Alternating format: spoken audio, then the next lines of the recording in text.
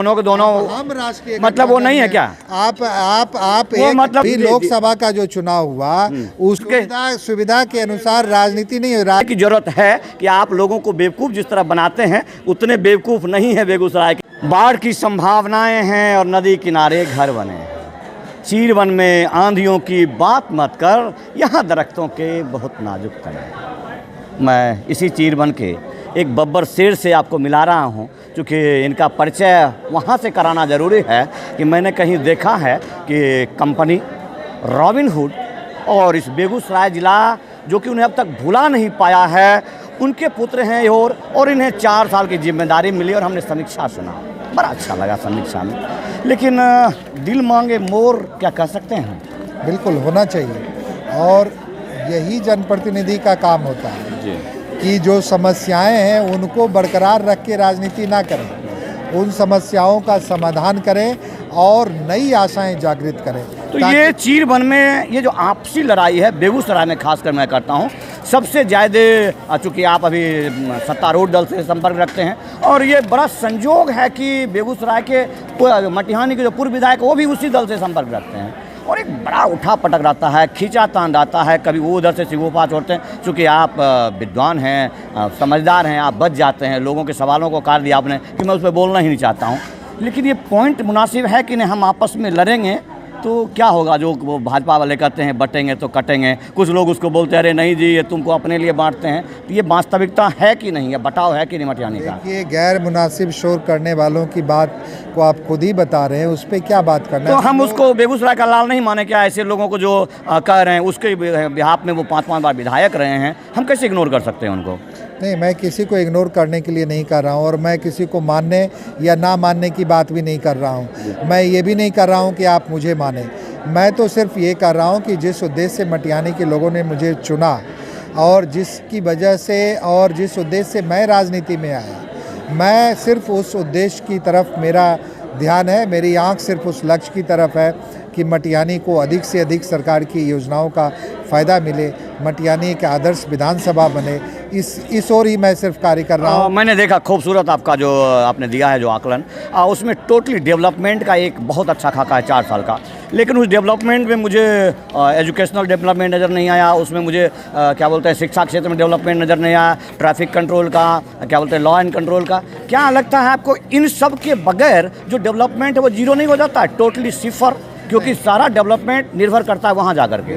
बिल्कुल आपका कहना बिल्कुल सही है। अभी सारी बात हमने की कि बिना शिक्षा के सारे डेवलपमेंट बेमायने हैं। आप सड़कें बना देंगे, आप कुछ भी कर देंगे, लेकिन लोग को शिक्षा की व्यवस्था नहीं रहेगी तो उन चीज़ों का उपयोग जो होता है, जो समुचित उपयोग होता है, वो लोग नहीं कर पाएंगे।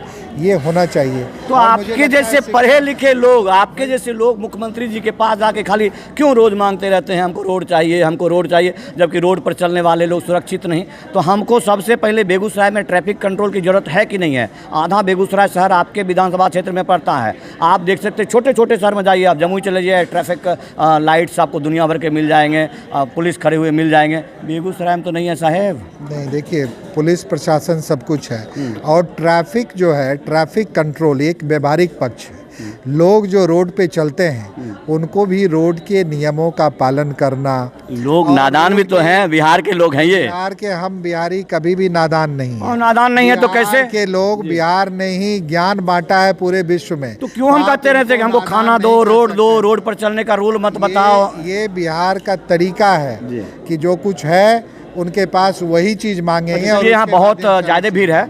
मैं आपका खूबसूरत एक पॉइंट की आपने कहा कि रिंग बांध, और ये आपकी सोच है। आपको याद होगा कि जब आप बहुत छोटे होंगे, तो हम लोग भी, चूँकि मैं भी 50 पार कर चुका हूँ, तो एक रिंग बांध कट गया जो खरमपुर से लेकर के तिनमोहानी तक, और बड़ा दुर्भाग्य है कि जो हम आज़ादी के तुरंत बाद रिंग बांध बना लिए, वो रिंग बांध आज तक नहीं बना पाए हैं। और आप कहते हैं पहली बार हमारी सोच है। वो तकनीकी पक्ष है।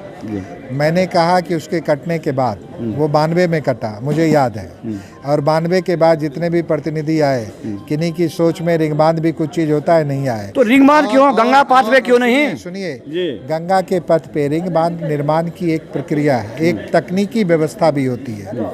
उसका है कि मेन स्ट्रीम से और जो एग्जिस्टिंग अगर कोई एम्बैंकमेंट है तो उसकी तकनीकी पहलू बताता है कि उसकी दूरी कम से कम 800 मीटर होनी चाहिए। खरमपुर के बाद मेन स्ट्रीम की दूरी बिल्कुल 100 मीटर भी अब नहीं रह चुका है। तो खरमपुर के पास अब रिंग बांध बनना संभव ये तो आपदा नियंत्रण में कंटिन्यू काम होते रहता है, लगातार जो है काम करते रहते हैं। पक्ष भी मेरा कहने का मतलब है कि गंगा पास भी आपने पटना में बनाया, बेगूसराय में क्यों नहीं? पूरी बात सुने ना, आप एक चीज़ पे नहीं जाएं। उसके विकल्प के तौर पे विगत 4 वर्षों में 100 करोड़ से अधिक की लागत की राशि से वहाँ पे बाढ़ नियंत्रण कार्य कराया जा रहा है। अभी भी जस्ट आज टेंडर का आखिरी दिन है। 50 करोड़ की लागत से खरमपुर से लेके महेंद्रपुर तक सिर्फ वहाँ पे बोल्डर का कार्य हो रहा है। मटियानी विधानसभा उन चंद विधानसभा में है जिसने विगत 2 वर्षों से बोल्डर का कार्य कराया जा रहा है वहाँ पे बाढ़ नियंत्रण करने के लिए। लेकिन यहाँ पर 500 करोड़ हमने गंगा माता को रोकने के लिए दिया और गंगा माता बहा के ले गई। अगर हम 1000 करोड़ का लगा करके गंगा पाथ पे निर्माण कर लें, मुझे लगता है आप इस बात को ध्यान देंगे कि जो मुख्यमंत्री जी आप हमको बार बार रिंग बांध देते हैं और कट जाता है, तो क्यों ना बेगूसराय को खास करके। देखिए संतोष जी, आप बार बार घुमा के और भी सरकार के माध्यम से मिला है, कई बार नहीं घुमाइए। पहली बार रिंग बांध विकास के क्षेत्र में बेगूसराय पहली बार रिंग बांध का निर्माण थर्मल से लेके खरमपुर तक पहली बार हो रहा है। 1980 में मुझे जानकारी मिली कि कर्पूरी जी जब मुख्यमंत्री थे तो उन्होंने भी इस प्रस्ताव को दिया था, लेकिन बाद में ये प्रस्ताव कहाँ चला गया इसकी मुझे नहीं जानकारी। लेकिन 2022 में जब मुख्यमंत्री ने आके फिर से इसको प्रस्तावित किया, शायद उस दिन आप भी रहे होंगे खरमपुर में, उसी दिन सारे विभाग के लोग आए थे और इस प्रस्ताव को दिया गया था। और हर एक निर्माण के एक तकनीकी पहलू होता है। तो इस चुनावी साल में हम चाहेंगे कि मतलब ये नोक झोंक नहीं होगा अभी का आगे बाद, जो विधायक जी उधर से सिगुफा छोड़ते हैं, फिर चाहे आप भी यदि कहीं करते हैं कुछ, तो उसमें कुछ न कुछ निकल के आ जाता है। मुझे लगता है इससे निकल करके बेगूसराय के खास करके आप दोनों आदमी एक ही गठबंधन में हैं और फिर भी ऐसी गठबंधन में एक ही में राष्ट्रीय गठबंधन में दोनों के दोनों हम राष्ट्रीय मतलब वो नहीं है क्या? आप वो मतलब नहीं है। नहीं मतलब आप जो बात पहले सवाल पे आई है तो वो जदयू में है कि नहीं है? वो अभी लोकसभा का चुनाव हुआ उसमें अगर कोई व्यक्ति विरोधी दल का चुनाव खुलेआम प्रचार कर रहा है और आप कह रहे हैं कि वो साथ में, ऐसा नहीं होता है। खुलेआम में से थोड़ा सा चुटके से वीडियो वायरल हुआ, साफ कर दीजिए चुटके। सुविधा के अनुसार राजनीति नहीं हो, राजनीति। बहुत बहुत धन्यवाद आपका, बहुत बहुत धन्यवाद। देखिए ये बहुत खूबसूरती है, यही विद्वान लोगों की विद्वता है कि बड़े सफाई के साथ आप उन्होंने कहा कि इस लोकसभा में, जिस लोकसभा में कि यहाँ से केंद्रीय मंत्री गिरिराज सिंह यहाँ के प्रत्याशी थे और वो काफ़ी मतों से जीते भी, लेकिन बेगूसराय में कुछ लोग उन्हीं के गठबंधन से थे जो लोग कि अवधेश राय जी का समर्थन कर रहे थे और उनको बड़ी सफाई से उन्होंने कह दिया। ये ध्यान देने वाली बात है कि शायद इससे बचने की ज़रूरत है कि आप लोगों को बेवकूफ़ जिस तरह बनाते हैं उतने बेवकूफ़ नहीं है बेगूसराय के लोग और समझते हैं। जय हिंद, वंदे मातरम।